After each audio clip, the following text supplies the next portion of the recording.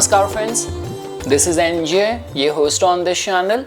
So friends, in this video we will have our discussion on the placement of Mercury in all the houses. Friends, you know this thing that whatever happens in our life, whatever is happening all around us, we process that information through Mercury. Our intelligence is formed because of the dignity and state of the Mercury. And Mercury is such a fragile planet because it is so impressionable. When we judge the strength of moon, so there are like different verticals and pillars of the Panchang. You have to see how much Paksh Bal moon has. You have to give attention to that. In case of Mercury, its zodiac sign, house placement, and the conjunction and the aspect which Mercury is receiving. So friends, in this discussion, we will be looking at primarily from the spiritual perspective. Again, I am not going to be telling you that because your Mercury is placed here, that means your personality is like that. Your business success will come in this field.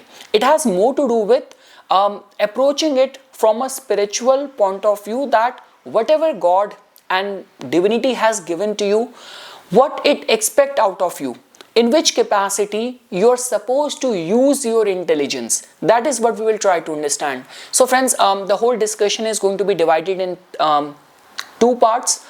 In the first part, there is going to be a spiritual packaging of the Mercury, from the chakra, from the different kosha of the human body, connecting it with the Bhagavatam. We will do all of that.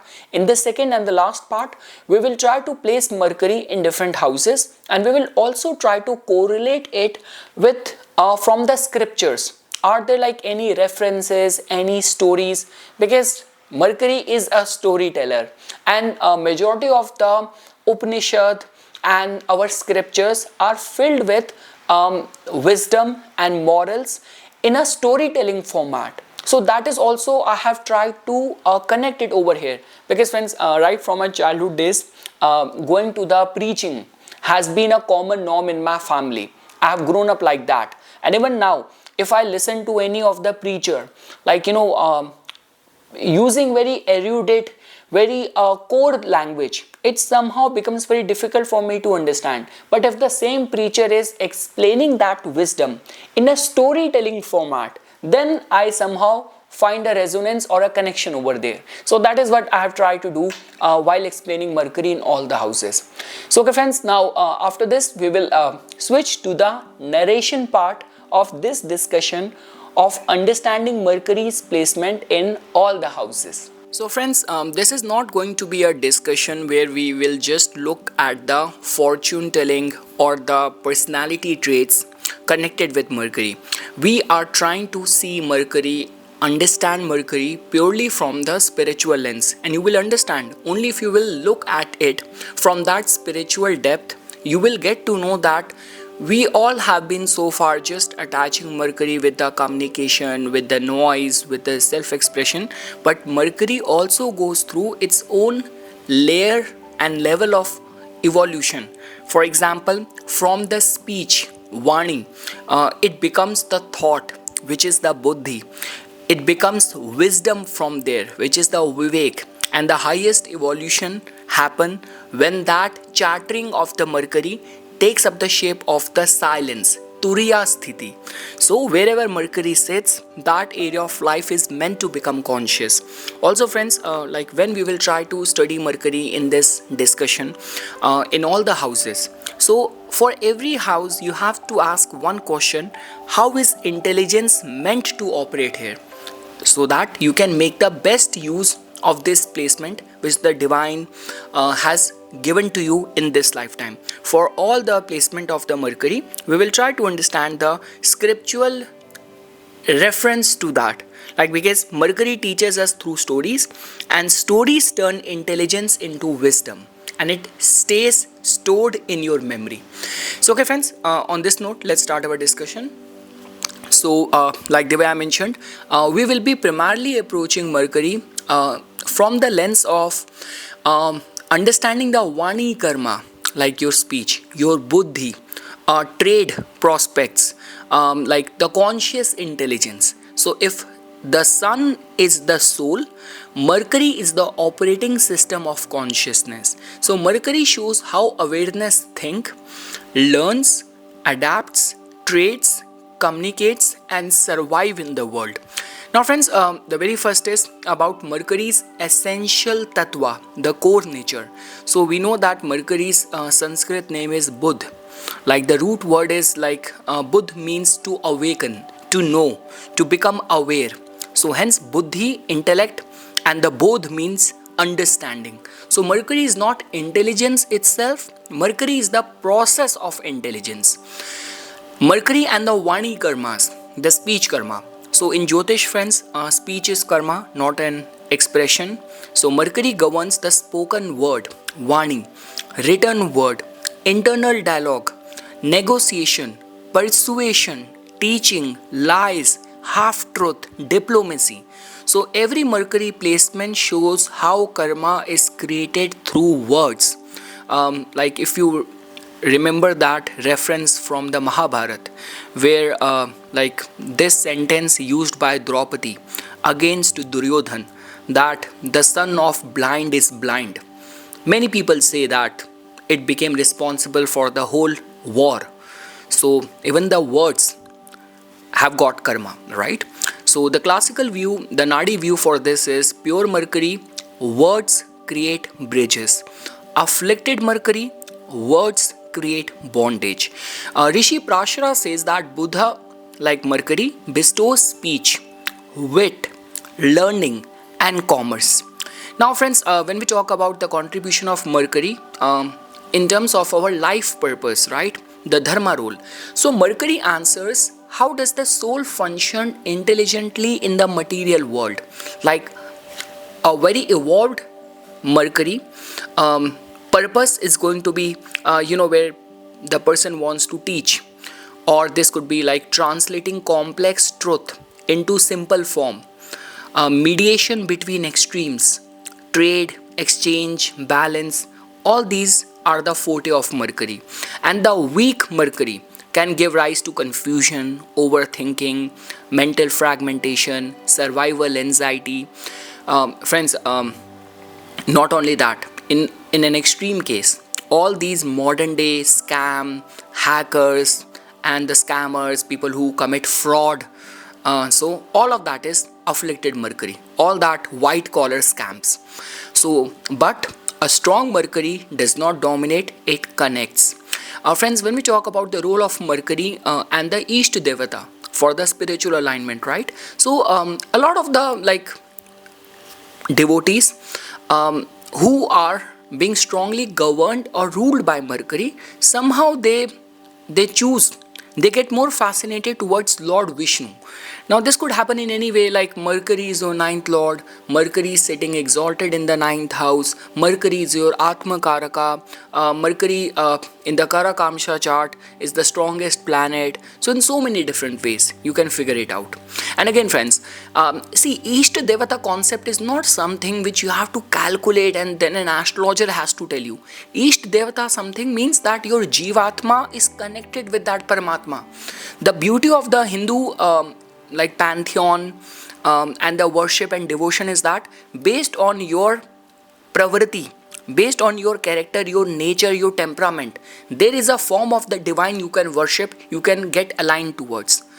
So but in most of the cases, the primary East Devata of Mercury is Lord Vishnu, the preserver, organizer of the cosmos, Narayan, intelligence that sustain life. Now, obviously friends, because Mercury preserves the balance between forces, right? Mercury is the most impressionable planet. So like Vishnu, Buddha maintains the order without ego. And many classics also connect Hey Griva, one of the form of the Lord Vishnu only, who is the deity of knowledge. So they also connect the Hey Griva god with the Mercury. Many scholars also connect Narad Muni because Narad Muni has been worshipped as the messenger, like the messenger of the gods, right? Like from the Vaikuntha Lok, from the Vishnu Lok, he used to convey the message and used to travel the whole cosmos. Because Narad Muni is the messenger, communicator of the divine will. So many people, many scholars also connect Narad Muni with Mercury as well. So in short, if Mercury is strong, devotion comes through study, teaching, chanting and intellectual bhakti. Friends, when we talk about the association of Mercury with the chakras, right, the subtle body, so we know that the primary chakra connected with Mercury is of the Vishuddha, the throat chakra, which governs speech, truth versus manipulation, expression of intelligence. Secondary chakra, because many scholars also connect the Ajna chakra, like third eye, with Mercury as well, like which governs analysis, perception, mental clarity. So if Mercury is afflicted, it will come out in the form of lies, anxiety, throat issue, overthinking, indecision. But if the Mercury is elevated, so it will represent the calm speech, precision, healing words. Friends, connecting Mercury with the different koshas in the body is also equally important. So Mercury primarily operates in the Manomaya kosha, where your thoughts, your emotions filtered by intellect, inner dialogue, or the Vijnanmaya kosha, like the discrimination, wisdom versus information, decision making. Mercury bridges emotion, which can lead to understanding and the writer's action. Friends, Mercury in the Yoga Paribhasha, like the yogic definition. So in the yogic psychology, Mercury is connected with the Chit Vritti Vyapara, means movement of the thought waves. A balanced Mercury represents the Sattvic Vritti, where your personality, your temperament is very righteous, is very pious, pure. Afflicted Mercury can actually make someone very rajasic, very tamasic kind of chatter. So the Yoga Sutras echo that the Yoga Chit Vritti Nirodha, like stillness of mental fluctuation, is the mastery of Mercury. Friends, Mercury and the Vanijya Karmas, like the trade and the business. So beyond any doubt, Mercury is the Karaka of exchange. No wealth itself, don't just connect wealth with Mercury, because when we talk about purely in terms of the finance and the net worth and the value, so that is somehow, then Jupiter comes into picture, Venus comes into picture, but Mercury represents the movement of value. And I guess that is the only reason people who are very good in stock market, trading, foreign exchange, these are people governed by Mercury. So Mercury, when we talk about trade and business, Mercury governs trade, sales, marketing, contracts, accounting, analytics, digital economy, logistics, writing based income. So a strong Mercury, adaptable prosperity. Weak Mercury, income instability. So wealth flows where communication flows. Friends, a Mercury in the Bhagavad Gita, that also becomes very important to know the philosophical role of Mercury. So though Mercury is not named directly, it appears as the Buddhi Yoga, right? So in Bhagavad Gita chapter number 2, the summary of the shloka number 49 is, far inferior is action done without wisdom. Far inferior is action done without wisdom. Bhagavad Gita chapter number 10 shloka number 38 says, of all means of deception I am gambling. Mercury governs cleverness, both divine and deceptive. Mercury is neutral, it serves the intent of the soul, Surya. And again friends, like the way we say that, when we talk in terms of the evolution, right, awareness, evolution, obviously Mercury has to work on a higher domain. Then only you will be able to decode the divine plan, or your chit, your buddhi is going to be elevated, enlightened. Now friends, the affliction to Mercury. So what could be the karmic consequences for that? So generally the signs of afflicted Mercury you will see, because this is what the beauty of astrology is. Even before looking at the chart, right, just talking to someone, observing someone's body language, distinctive body marks, and the professional life, relationship. Even if you will just talk to someone for a couple of minutes, you will be able to decode that, okay, this person is governed, his life is governed by this planet or which planet. So generally, the signs of afflicted Mercury generally come out in the form of chronic overthinking, anxiety disorder, speech problems, lying or manipulation, indecision, learning difficulties. And the Nadi view for this, because Nadi all the time talks about the karmic reason, right? So it talks about the misuse of words in the past lives, broken promises, manipulative trade or speech. Now friends, the Mercury mantras. So the Bij mantra is, we know that Om Brahm Brim Brom Saha Buddhai Nama. I always say, never ever underestimate the power of the Bij mantra. They have been allotted with a specific reason. If you chant the Bij mantra of the planet in itself, you straight away get aligned with that planetary energy. Lord Vishnu oriented mantra for higher Mercury, Om Namo Bhagavate Vasudevaya. So chant these on Wednesday facing north or east. Friends, Mercury remedies, I would say, I'm not a very strong advocate of the gemstones, especially when you are just wearing it blindly without other precautions and all. And also, doing over chanting without ethics also does not make any sense. And also, if you are doing that for manipulation, you want to strengthen Mercury in order to go out and scam people, so that is also not a right way to expect result. But the true remedies are, we generally say, speak the truth even when inconvenient, teach without ego, write, journal, articulate your thoughts, donate the books, stationery items, serve the students or the learners. So Mercury heals when words become conscious. And friends, Mercury and the spiritual evolution. So when Mercury start evolving, the way I mentioned, your thoughts become prayer, your speech becomes mantra, intelligence becomes compassion, trade becomes service. A perfected Mercury liberates through understanding, not through force.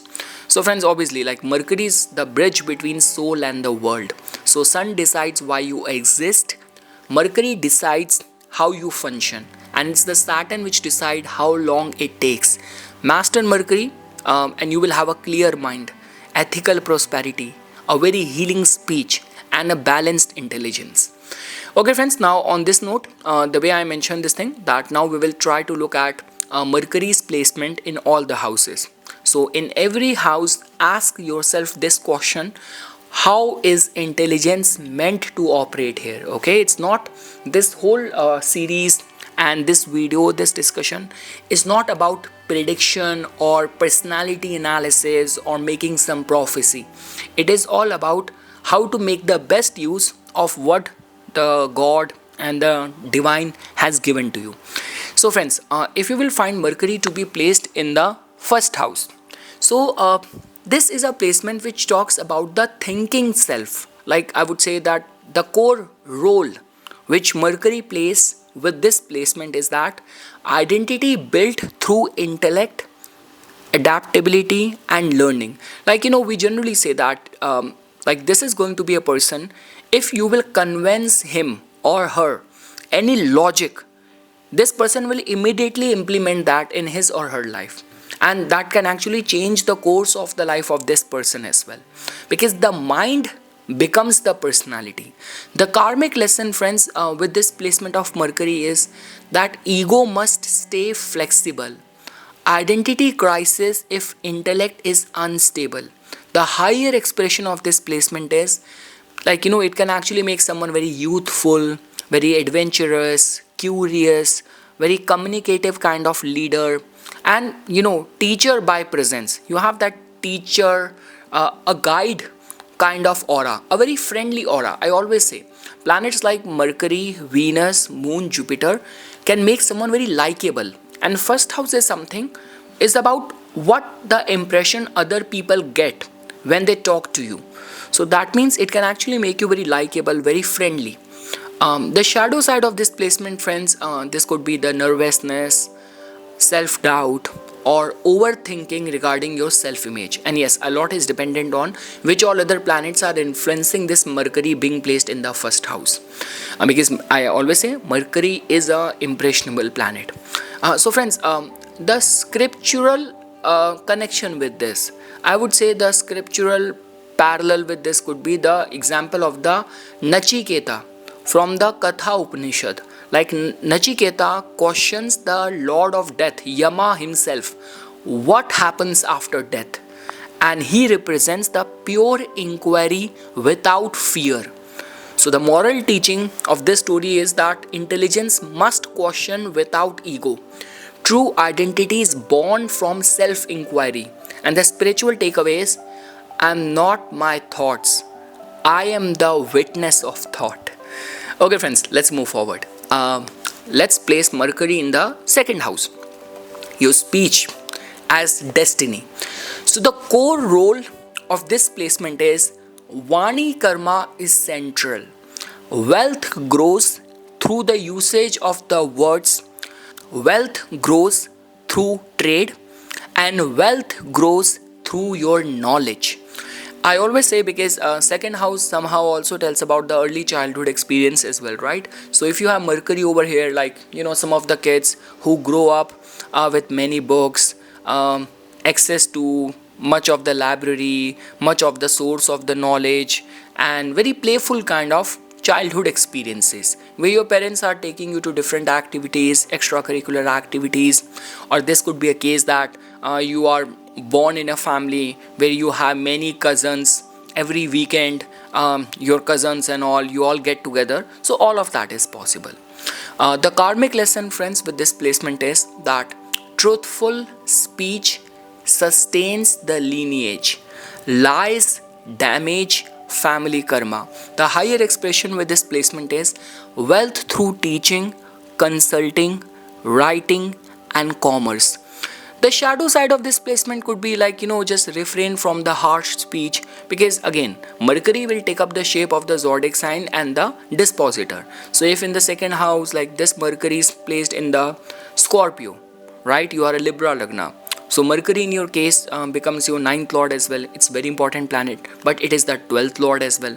So just be very mindful, right? That you are not being very secretive or like, siphoning off money even from your own family, and like verbal greed, money anxiety, harsh speech. So all these are the shadow side of this placement. Friends, when we look at from the scriptures, what could be the parallel to this placement? If we have to look at it as speech as destiny, so we can take up the case of the Satyavan and Savitri from Mahabharata, right? Savitri uses truthful, unwavering speech to reclaim her husband's life from the Yama. The moral teaching is speech can alter destiny. Truth spoken with clarity becomes protection. And the spiritual takeaway is Vāṇī aligned with the Satya sustains the lineage. Now friends, let's move to the third house, Mercury being placed in the third house. So this is a placement of the skillful warrior. Like the core role is courage through communication. Writing, media, sales, entrepreneurship, all these are going to be the role which you can take in this lifetime. The karmic lesson with this placement is action must follow thought. Fear dissolves through expression.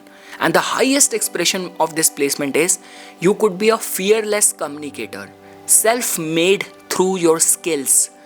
The shadow side of this placement could be manipulation, impulsive speech, and the sibling conflict. Friends, if I were to give a parallel from the scriptures for this placement, if we are talking about courage through communication, right? So we can take up the reference of the Lord Hanuman crossing the ocean. Like Hanuman uses his intelligence, his speech, his courage, but not the brute force. And also, even at the beginning, it's the Jamvantji who has to awaken, remind Lord Hanuman of his power, right? So words played a very significant role. And even like, all the witch and the demoness Lord Hanuman spotted when he was crossing the ocean.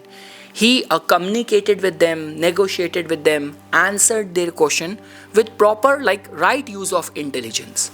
So the moral teaching is fear dissolves when intelligence acts. Self-effort activates your destiny. And the spiritual takeaway, when Buddhi, intellect moves, the impossible bends.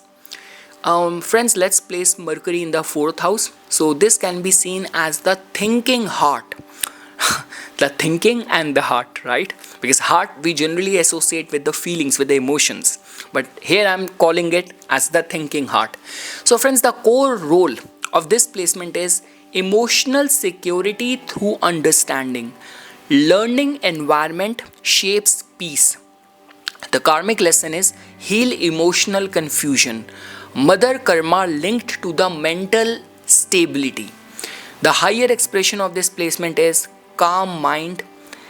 The person could be an educator, counselor, could be a healer. The shadow side of this placement is like restless home, mental instability, or this could be emotional over analysis as well. And friends, when we talk about the scriptural parallel from the scriptures, right? So we can take up the case of the Prahlad as well from the Bhagavatam. Despite the terror at his own home, Prahlad's mind remains anchored in the truth. So the moral teaching is peace is internal, not environmental, right? Because all these saints, sages, it is very easy for us to say that they have abandoned all of their duties and they have gone to the mountains. Now it becomes very easy to do the meditation. It's not like that. They are not living in some luxury resort in those mountains. They still live in the rocks and being deprived and devoid of all the material safety, security of the life. So that means the peace is internal, not environmental. And the emotional chaos is healed by clarity. The spiritual takeaway is that a calm mind is the true home, friends. Friends, when we place Mercury in the 5th house, so this is the creative intelligence, right? The core role is, this is a combination of the Buddhi, your intellect, and the creativity.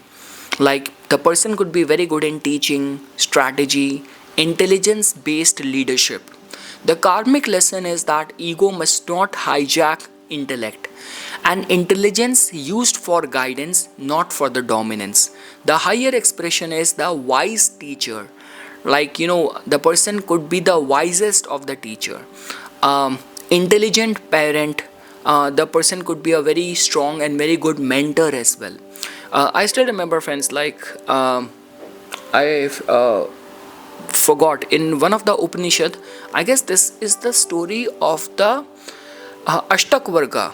So just because his mother never used to tell him what happened to his father, but when once he was of that young age, then he kept on pressing his mother. Then the mother told him that your father was a very Brahmin scholar, and just because those days there was a very big famine or drought situation, there was no food, and the king in that region has announced that whomsoever will challenge the chief scholar of the court, he will win some reward and all. But that challenge had this condition that the one who will lose the bet has to commit suicide, Jal Samadhi. He has to drown on will, accepting his defeat and give away his life. So his father did that because he lost himself in that debate. So then the story goes that he got very angry. Then he goes to the king's court and challenged the same person, same scholar, and he defeated him. But then he spared his life. So yeah, that's what I'm trying to say. Somehow it occurred to me. So yeah, friends, and the shadow side of this placement could be cleverness without wisdom, or that sort of intellectual pride. Friends, when we talk about the this could be the from the scriptures what could be the parallel to this placement of Mercury? So we have already talked about the creative intelligence. So the story goes of Shukracharya versus Brihaspati. So Shukracharya represents the cleverness, but Brihaspati represents wisdom. So the moral teaching is intelligence without dharma becomes manipulation. Wisdom uplift, cleverness dominates. And the spiritual takeaway is that true intelligence liberates others. Now friends, when we place Mercury in the 6th house, so this placement can be seen as the placement of a problem solver. The core role of this placement is that it can actually grant someone a very analytical mind, like where the person will have this awareness of being inclined towards service through intelligence. The karmic lesson of this placement is that it can heal the mental conflict, and the person can overcome enemies through logic, not through aggression. And again friends, 6th house does not only talk about the external enemies, external competition of the world. It also talks about the vices which we carry within ourselves. See, you have to understand, we all are walking operating system, or we all have created a world in our own mind. So that means your inner thought, your inner chattering is also seen from Mercury. You don't see it from Moon. Moon just tells about your emotions, how you feel of a certain emotion or situation. But your inner chattering somehow is governed by the Mercury. And we say that if you keep on reciting the name of the God, so even that becomes like your mantra, your meditation. When we talk about the higher expression, so this can actually make someone a healer, analyst, problem solver. The person could be excellent in medicine, law, service roles. The shadow side of this placement could be like anxiety, overwork, or slightly it can give the argumentative nature as well, which is good. Like if you are a lawyer, right, then it is good for you. So friends, if you have to look at the parallel from the scriptures of this placement, so this is a placement of problem solving intelligence, right? So we can look at the story of the reference when Lord Krishna acted as a diplomat. So Lord Krishna tries peaceful negotiation before the war. The moral teaching here is that intelligence resolves conflict before force. Service through clarity defeat enemies. And the spiritual takeaway is that victory begins in the mind. See, there have been that reference that for the Kauravas, to Dhritarashtra, it was advised by the astrologer of the court that this eldest son of yours, sacrifice him and you can save your lineage, you can save all of your other children. But just because Dhritarashtra had so much affection to his child, he did not sacrifice Duryodhan, because Duryodhan was born with that fate and that destiny. But yeah, that's how, when it is somehow the time and the samay, the kal has already decided that nothing could be done, but astrologer did his part of advising. So yes friends, the moral teaching of when Lord Krishna tried to be the diplomat before the war is all about intelligence resolves conflict before the force, service through clarity can defeat enemies, and the spiritual takeaway is victory begins in the mind. Now friends, if you have to understand Mercury's placement in the 7th house, right, the negotiator. So the core role of this placement is intelligence expressed through relationship. See, Mercury in itself is a very commerce, business driven planet. 7th house is the actual house of commerce, trade and business. So in this way it is a good placement. 7th house represents the public. So out there when we are sitting in our shop and we do not know how much clients and what kind of clientele we will deal with today, So all of that, Mercury's placement in the 7th house is very harmonious for that. So the core role is intelligence expressed through relationship. Business partnership, it's a very good placement for the business partnership. Gain from the partnership, and like succeeding in the life through very successful, harmonious contracts, alliances, and the collaborations. The karmic lesson, friends, is that you have to balance the logic with empathy. A marriage requires communication, karma resolution. When we talk about the higher expression, so this can actually make you a diplomat as well. This can actually make you a business strategist as well. The shadow side of this placement is that, sometimes because with Mercury, there's always logic, right? And the matters of relationship, sometimes you have to be emotional, sometimes you have to feel it as well, right?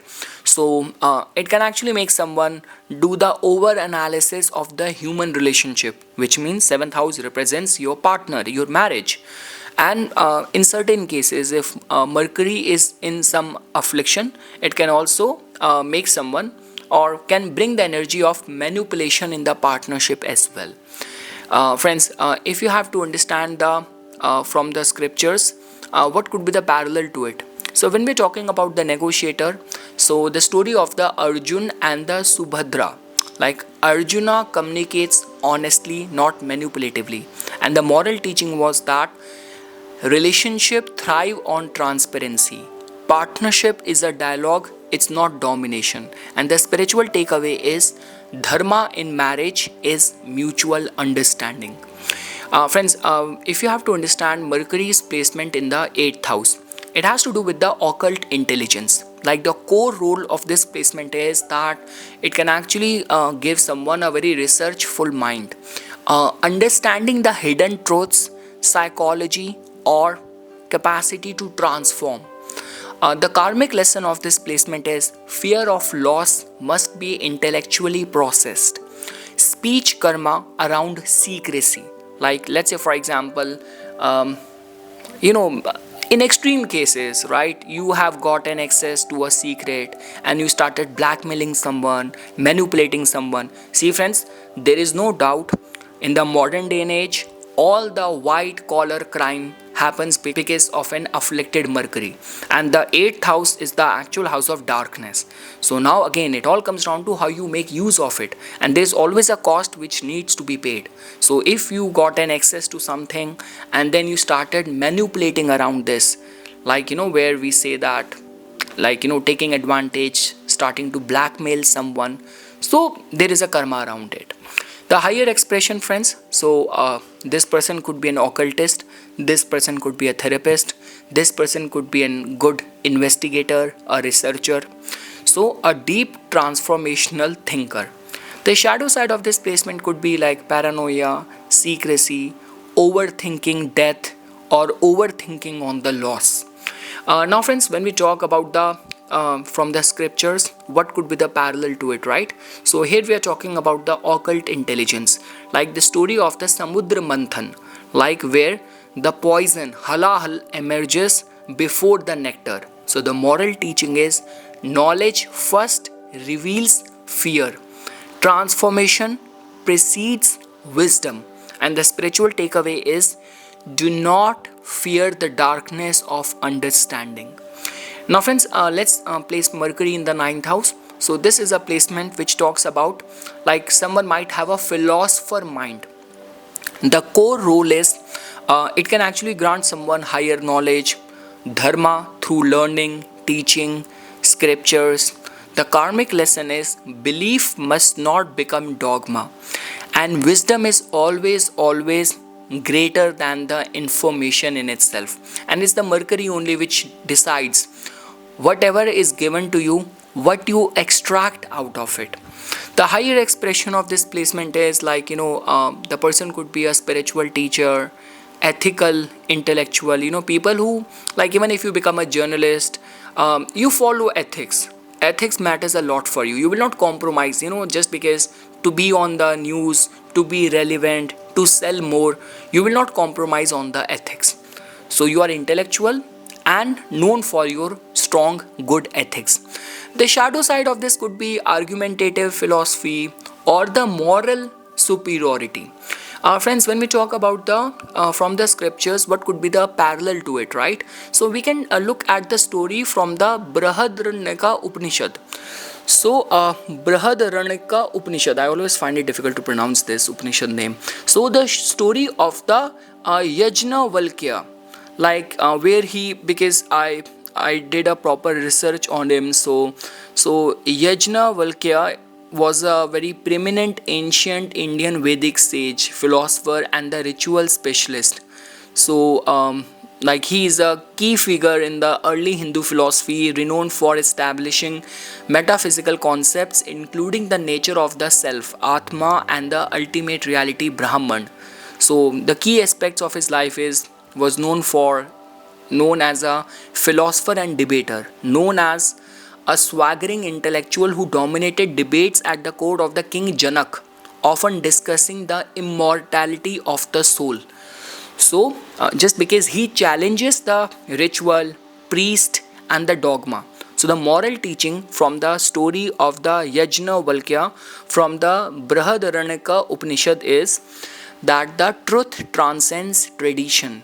Knowledge must remain alive, not rigid. And the spiritual takeaway is scripture is a pointer, not a prison. Friends, let's place the same Mercury in the 10th house. Here it talks about your mind, your intelligence becomes like very professional. So, professional intelligence. So, the core role is career built on intellect. Strategy, management, communication is going to be your forte, your talent, your skill set.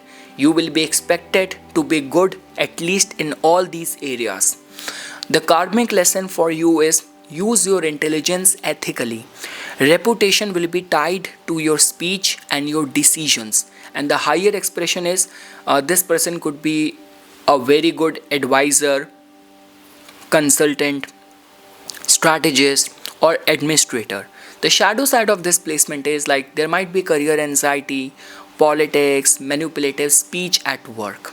Now, friends, if you have to look at a parallel with this from the scriptures, especially when we talk about the professional intelligence, so we can connect the story of the Vidur from the Mahabharata. So, Vidur advises king with wisdom, not with ego. And the moral teaching was that power guided by intelligence become righteous. Ethics matter more than your position. And the spiritual takeaway is leadership is responsibility, not entitlement. From Vidur, that reminds me of that episode where, like, when Arjun almost gave up that I will not fight my own family, my kith and kin.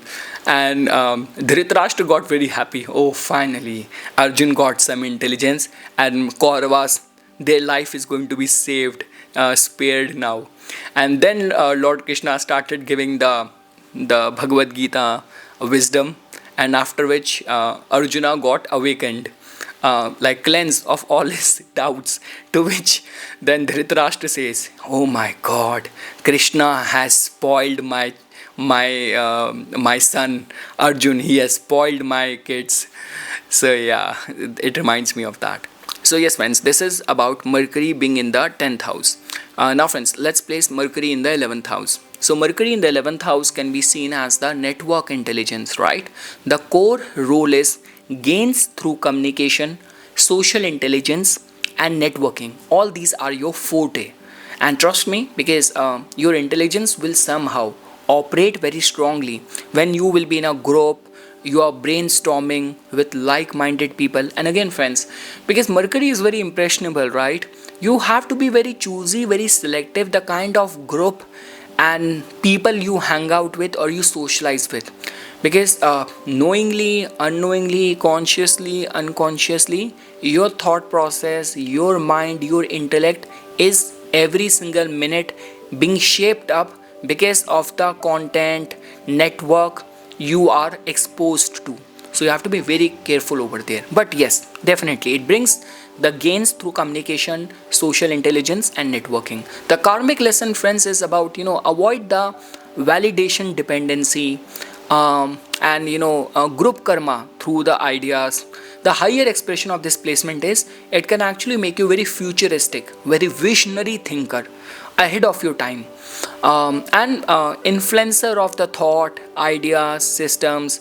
People who are like content creators, travel bloggers, and people who have expertise over multiple languages. They are well traveled to multiple countries. All of that is possible. The shadow side of this placement is like over dependence on the approval, or this could be the shallow connection, or being very opportunistic.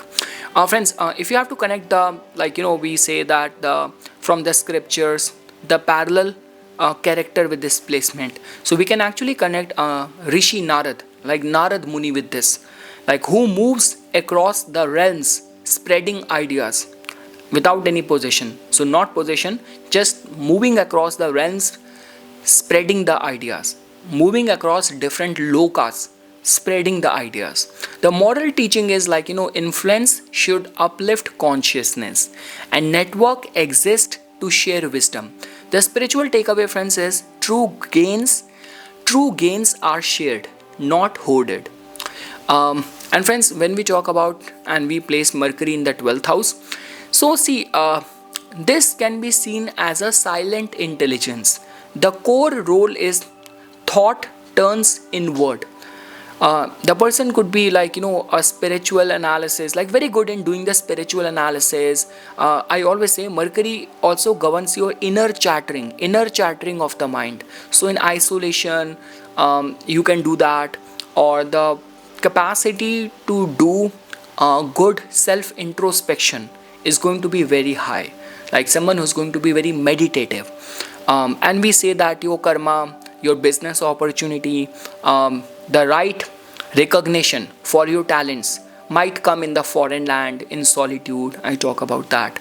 The karmic lesson is let go of the mental noise. Speech becomes contemplation. The higher expression, friends, is like, the person could be a spiritual writer, very monk kind of minded person, researcher, translator of the subtle wisdom. The shadow side of this placement is like mental isolation, escapism, anxiety without any grounding. And when we talk about the scriptural parallel to this, so we can take up the story of the Mandukya Upanishad as well, which describes the silence, the turiya, beyond words. The moral teaching is ultimate intelligence dissolves the speech. Thought ends where realization begins. And the spiritual takeaway is silence is the highest teaching. I already said this thing, friends, at the beginning, that Mercury evolves through these 4 stages. It's from the speech, Vāṇī, to Buddhi, which is thought, to wisdom, which is Vivek, ultimately to silence, which is Turiya. Because wherever Mercury sits, that area of life is meant to become conscious. So friends, in a way, at the end, all what I can say that strong Mercury just talks about the adaptable success. Afflicted Mercury talks about repeated confusion. And the conscious Mercury talks about liberation through understanding. When Mercury is healed, speech becomes mantra, thought becomes prayer, and trade becomes service. So friends, I hope you found this video informational. Like the way I always say, it is a research platform. We all learn from each other. So whatever is resonating, working, or like relevant in your case based on Mercury's placement, do write that, do share that in the comment section. Like whatever results I have explained over here, like are you living your life in that direction? Are you utilizing, processing your Mercury in that fashion, in that capacity? So just write that in the comment section so that we all can learn or gain from each other. So okay friends, for further more updates and notification on the divine science of Vedic astrology, please subscribe to my YouTube channel and follow me on my Instagram account. Dhanyavad.